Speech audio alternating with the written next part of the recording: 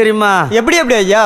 முள்ள மலர் பறைத்து அம்மாவும் முடியில் சூட வந்தேன். முள்ள மலர் பறைத்து அம்மாவும் முடியில் சூட வந்தேன்.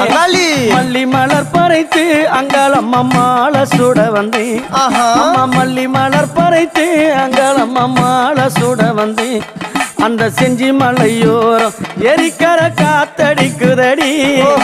செஞ்சி மலையோரம் எரிக்கர காத்தடிக்குதடி. திருவண்ணாமலை கிழக்கிலே உன் கோவில் தெரியுதடி. அங்க திருவண்ணாமலை கிழக்கிலே உன் கோவில் தெரியுதடி.